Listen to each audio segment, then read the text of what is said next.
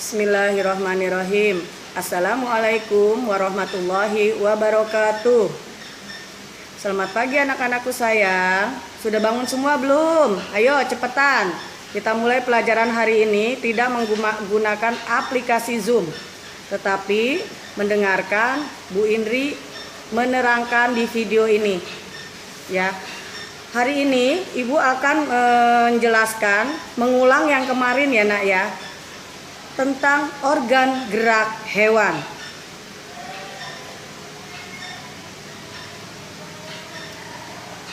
Kalian tahu bagaimana hewan dan manusia mempunyai organ gerak? Apa guna organ gerak bagi hewan dan manusia? Kalau kita manusia atau makhluk hidup dan hewan tidak mempunyai organ gerak, tidak mungkin kita bisa bergerak. Karena seluruh makhluk hidup ciptaan Allah, baik manusia, hewan, dan tumbuhan, pasti mempunyai organ gerak. Tumbuhan memang tidak mempunyai organ gerak, tapi dia bisa bergerak karena tumbuh ke atas dan membesar. Sedangkan kalau hewan dan manusia mempunyai organ gerak, itu untuk bergerak. Seperti misalnya kelinci bergerak dengan melompat, manusia dengan berjalan, kemudian kura-kura dengan berjalan, kambing, sapi, kerbau dengan menggunakan organ gerak. Jadi definisi gerak atau arti dari gerak adalah merupakan perpindahan dari satu tempat ke tempat lain. Jadi berpindah tempat, namanya bergerak. Jadi kalau yang tidak bergerak ya diam saja di situ. Nah, kalau yang bergerak berarti berpindah tempat. Itu manusia dan hewan berpindah tempat. Tetapi tumbuhan tidak berpindah tempat, tapi dia tetap hidup. Dia tumbuh, membesar dan tinggi. Kemudian, organ gerak manusia dan hewan memiliki sistem gerak. Contohnya, misalnya ya, sistem gerak pada alat gerak kita atau manusia itu terdapat pada tulang rangka dan otot. Kenapa pada tulang rangka dan otot? Karena kalau kita tidak mempunyai rangka atau tulang rangka, kalian kenal tulang rangka, badan kita kalau tidak ada dagingnya itu tulang semua. Pernah kalian lihat kan rangka yang putih-putih itu yang tinggal tulang-tulangnya? Nah, itu namanya tulang rangka. Kalau tidak ada tulang rangka, kita tidak dapat berdiri dan tidak dapat bergerak. Dan tulang rangka itu kita sebut dengan gerak pasif. Jadi yang dimaksud dengan alat gerak pasif adalah tulang rangka. Kenapa dibilang alat gerak pasif tulang rangka? Karena apa?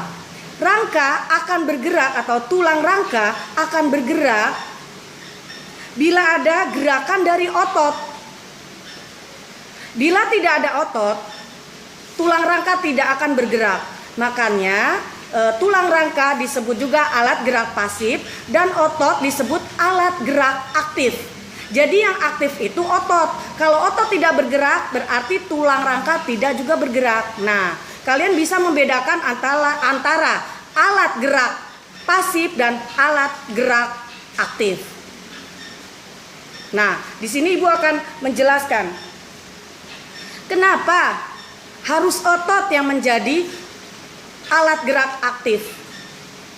Karena di dalam tubuh kita sebagian besar itu terdapat otot-otot yang bergerak. Kayak mata kita bergerak itu ada ototnya. Tangan kita bergerak ada ototnya. Kaki kita semua itu ada ototnya. Kalau tidak ada ototnya itu hanya tulang, diem aja, nggak akan bergerak. Ya, makanya dibilang aktif. Aktif artinya dia benar-benar bekerja untuk membantu tulang rangka. Nah, kalau tulang rangka pasif, makanya disebut tulang rangka merupakan alat gerak pasif karena tulang tidak dapat melakukan gerakan tanpa adanya gerakan dari otot sebagai alat gerak aktif yang menempel pada tulang. Jadinya otot itu menempel pada tulang-tulang manusia dan tulang-tulang hewan.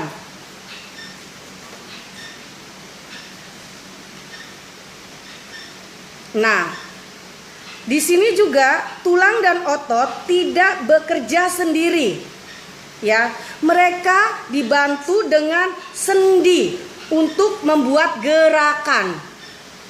Jadi tulang tidak dapat bergerak bila tidak dibantu dengan otot-otot yang menempel di tulang rangka. Tetapi ada juga dibantu dengan sendi. Bantuan dari sendi untuk membuat gerakan. Maka nanti kalian belajar ada sendi-sendi. Di tangan kita ada sendi, di kaki kita ada sendi. Itu sendi-sendi nanti kita belajar. Ada waktunya nanti. Kemudian Ibu akan menjelaskan tentang jenis hewan bertulang belakang. Jadi hewan dibagi dua jenis. Yang pertama adalah hewan bertulang belakang atau vertebrata, dan hewan tidak bertulang belakang avertebrata. Yaitu maksudnya adalah dua jenis tulang pada hewan.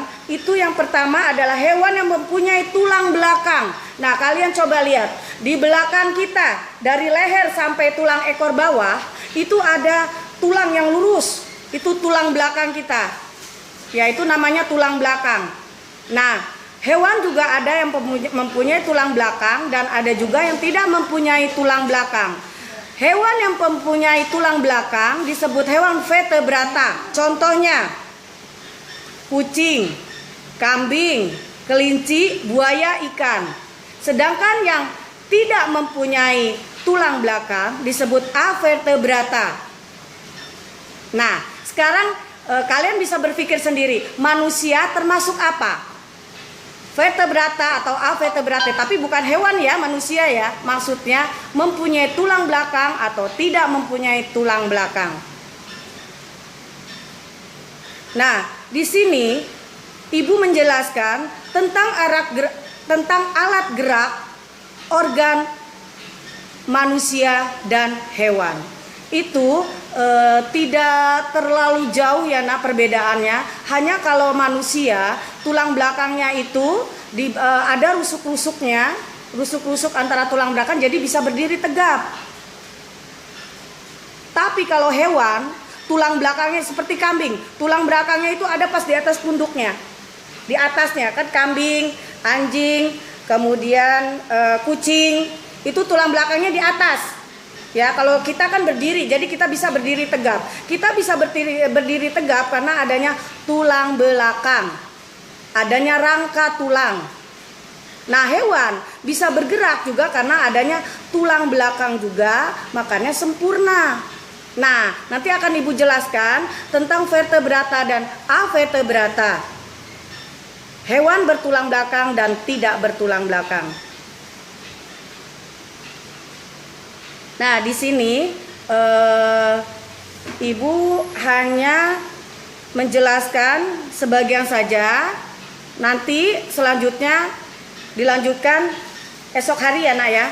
Cukup ya untuk hari ini. Untuk kuis atau tanya jawab ada waktunya, insya Allah minggu depan. Untuk acara tanya jawab nanti ada waktunya ya nak ya. Sekarang Ibu ini kan pengertiannya saja. Kalian catat. Nanti kalau sudah ada tatap muka, kalau memang kalian belum mengerti bisa ditanyakan. Ya. Akhir kata Ibu ucapkan wassalamualaikum warahmatullahi wabarakatuh.